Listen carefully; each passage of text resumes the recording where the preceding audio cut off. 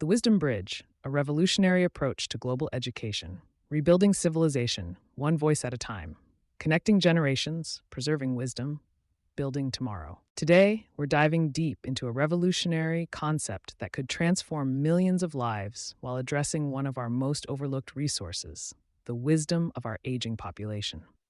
Picture this. In a small woodworking shop in Oregon, a master craftsman with 43 years of experience locks up for the final time, taking with him decades of knowledge that no YouTube video could ever capture. Meanwhile, halfway around the world, a brilliant 16-year-old in rural Guatemala struggles with math concepts by lamplight, dreaming of engineering but lacking access to quality instruction. These aren't just individual stories, they represent a massive global disconnect. On one side, we have millions of skilled professionals entering retirement with lifetimes of expertise. On the other, we have eager learners worldwide, hungry for knowledge but lacking access to quality education. What if we could build a bridge between them? Today, we're exploring the Wisdom Bridge, a concept that reimagines how we think about education, retirement, and global knowledge sharing. This isn't just another online learning platform, it's a complete paradigm shift that recognizes something profound. Our aging population isn't a burden to be managed, but a treasure trove of wisdom waiting to be unlocked. Let me paint you a picture of how this could work. Imagine Jim Martinez, our master carpenter from Oregon. Instead of simply retiring and playing golf, Jim becomes part of a global sovereign university, a virtual institution where his workshop becomes a classroom for students worldwide. Through high-quality video sessions, interactive demonstrations, and project-based learning, Jim shares not just woodworking techniques, but problem-solving approaches developed over 4 decades. His students aren't just local teenagers.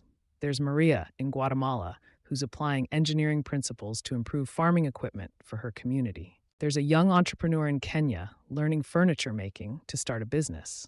There's a retiree in Japan who always wanted to learn woodworking but never had the chance.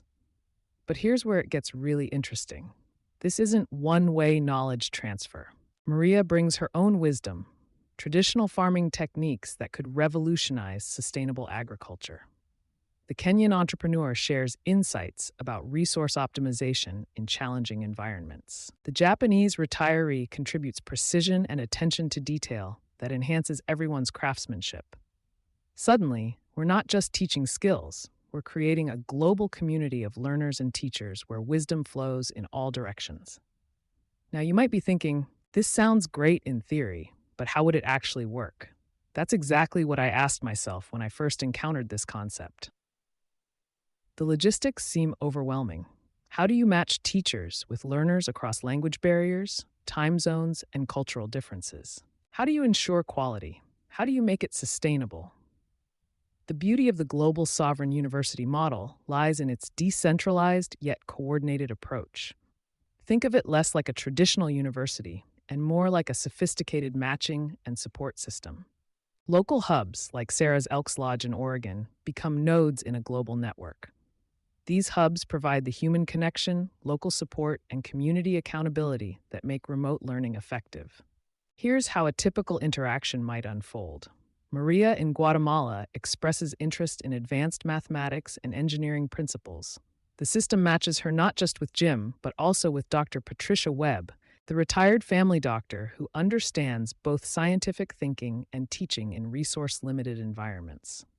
Robert Standing Bear, with his background in traditional ecological knowledge, helps Maria see how indigenous wisdom can inform modern engineering solutions. Meanwhile, Maria isn't just receiving, she's contributing. Her insights about sustainable farming and community resource management become part of curriculum modules that benefit urban students who've never considered where their food comes from. This reciprocal learning model addresses something crucial that traditional education often misses: the idea that everyone has both knowledge to share and gaps to fill.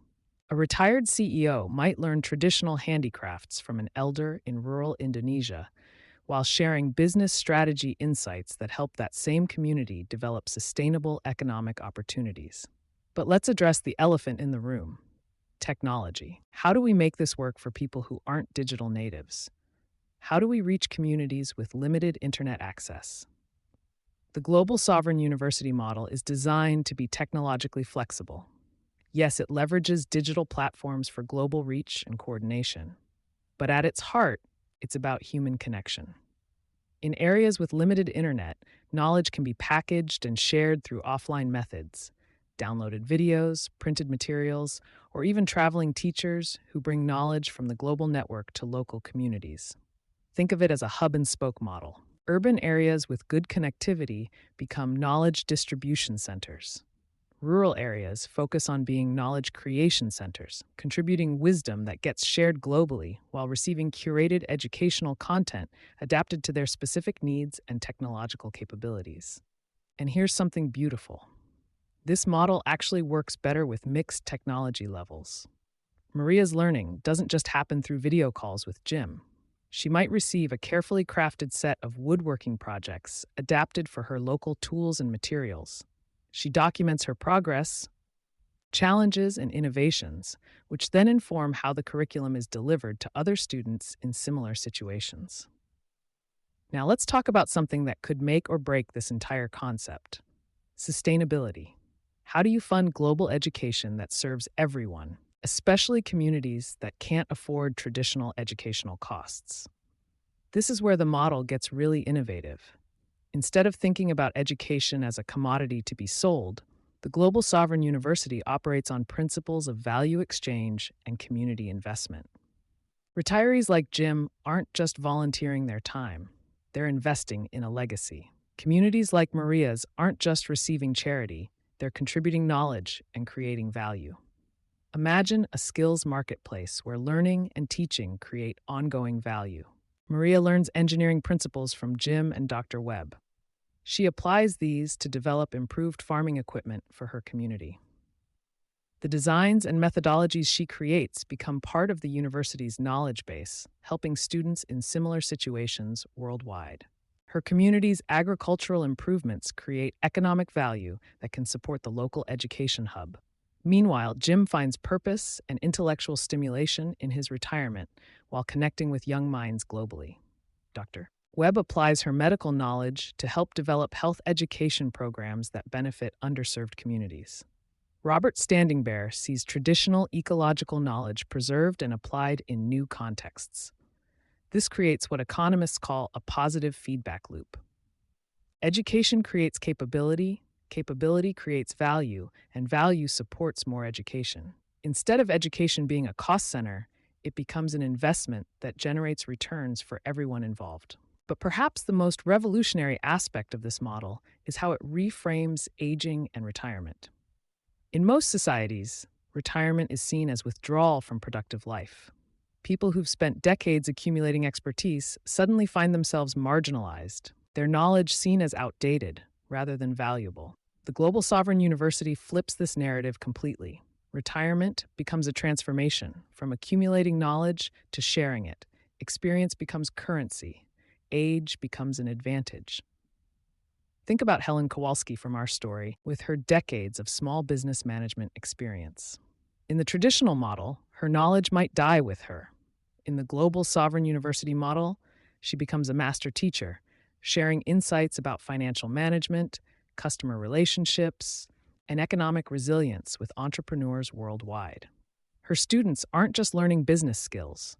They're learning from someone who's weathered multiple economic cycles, who understands both success and failure, who can teach not just what to do, but also what to avoid and how to adapt when things don't go according to plan. This kind of wisdom can't be Googled. It can't be packaged into a standardized curriculum.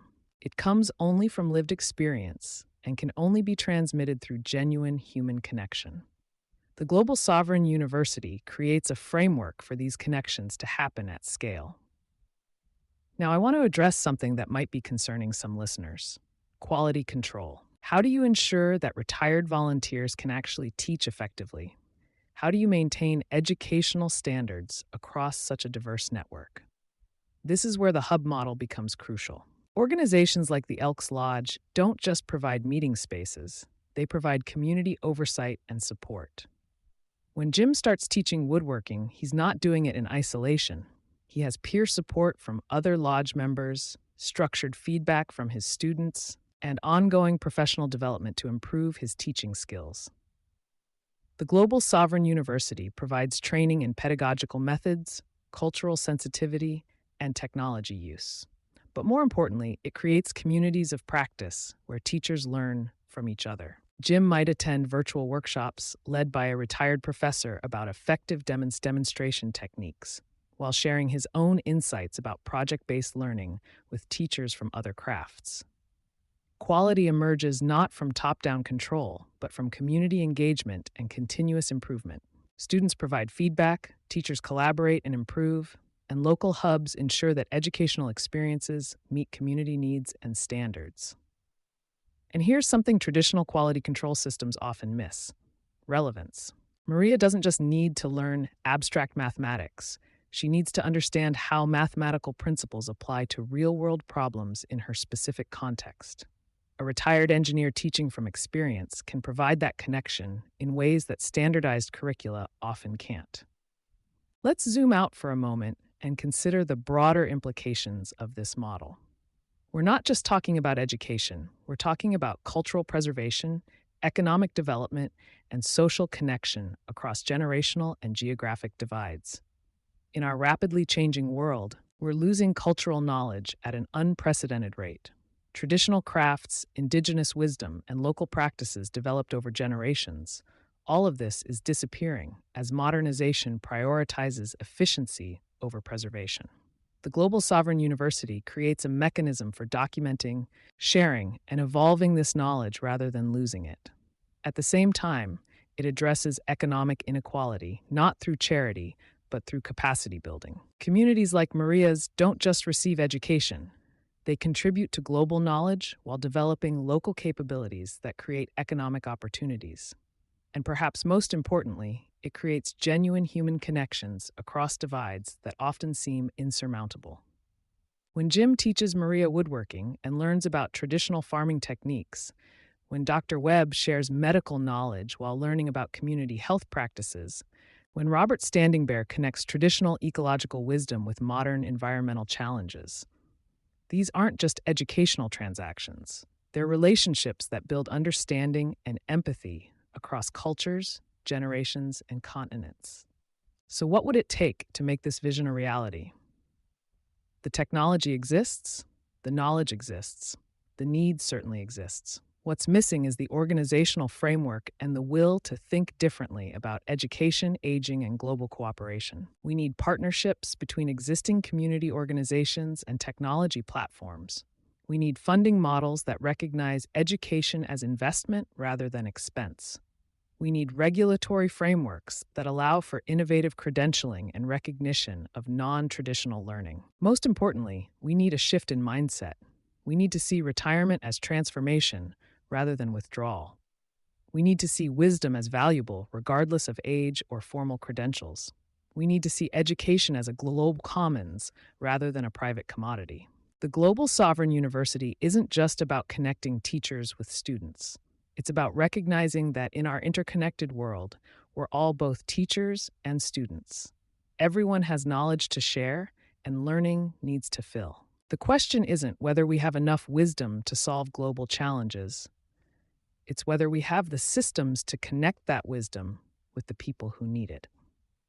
As we wrap up today's exploration of the Wisdom Bridge concept, I want you to imagine what this could mean for your own community. Maybe you're like Jim, approaching retirement with decades of expertise, wondering how to stay engaged and useful. Maybe you're like Maria, hungry for knowledge but lacking access to quality education. Maybe you're like Sarah, looking for ways to extend your organization's impact beyond traditional boundaries. The beauty of the Global Sovereign University model is that it creates space for all of these needs and aspirations. It transforms retirement from ending to evolution, education from privilege to partnership, and community from local to global, while maintaining the human connections that make learning meaningful. This has been Learning Futures. I'm your host, and I want to thank you for joining me on this exploration of how we might bridge the gap between wisdom and need, experience and opportunity, and age and youth. If today's discussion sparked ideas about how you might contribute to or benefit from this kind of global knowledge sharing, I encourage you to explore organizations in your community that might serve as hubs for this kind of connection. The future of education might not look like more classrooms or newer technology. It might look like a master carpenter in Oregon teaching a young woman in Guatemala, who in turn shares agricultural innovations that help a community in Kenya, creating a web of learning that honors both tradition and innovation, both local wisdom and global perspective. Until next time, keep learning, keep teaching, and remember, we all have both wisdom to share and knowledge to gain. civilizationbuilders.net, www.amazon.com/author/Gina Constant. Rebuilding civilization, one voice at a time. Connecting generations, preserving wisdom, building tomorrow.